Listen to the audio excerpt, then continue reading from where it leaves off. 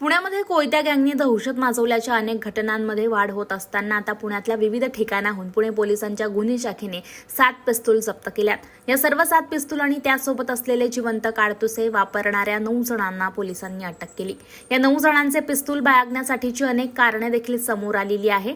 या प्रकरणात सागर ढेबे या तरुणासह इतर 8 जणांना पोलिसांनी अटक केलेली आहे। 7 पिस्तुलांची किंमत 2,86,000 असेल, तर ती मुख्य आरोपीने इतरांना कितीला विकली याचा तपास पोलिसांकडून सुरू असल्याची माहिती पोलीस उपायुक्त गुन्हे शाखेचे निखिल पिंगळे यांनी दिलेली आहे। आणि मिळालेली माहिती आकाश बिडकर या आरोपीबाबत होती की त्याच्याकडे अवैध पद्धतीने आणलेलं एक शस्त्र असण्याची शक्यता आहे।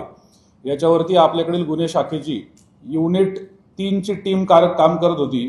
या युनिट 3 च्या टीमने सापळा रचून यशस्वीपणे या आकाश बिडकरला उचललं आणि त्याच्याकडून मिळालेल्या माहितीनुसार त्याच्याकडे एक फायरआर्म हे एका राऊंड सहित आपल्याला त्याच्या ताब्यातून घेता आलं।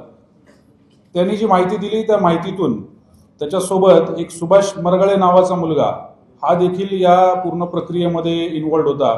या सुभाष मरगळेला सुद्धा यशस्वीपणे युनिट 3 च्या टीमने ताब्यात घेतलं। ताब्यात घेतल्यानंतर सागर ढेबे नावाच्या इसमाकडून हे सगळे वेपन जे आहे आणि त्याच्याबरोबरचा जो राऊंड आहे तो मिळाल्याचं त्यांच्यापर्यंत ती कल्पना आपल्या टीमला आली। सागर ढेबे याची सुद्धा माहिती काढून त्याला आपण ताब्यात घेतलं। ताब्यात घेतल्यानंतर त्याच्याकडे सुद्धा एक फायरआर्म आणि 3 राऊंड्स हे त्याच्या कस्टडीतून आपल्याला ताब्यात मिळालेले आहेत।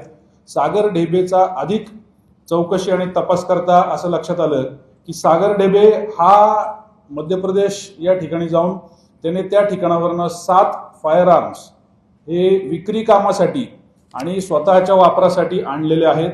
त्याच्याबाबतचा सखोल तपास अद्यापही चालू आहे। कुठून आणले, कसे आणले, कधी आणले।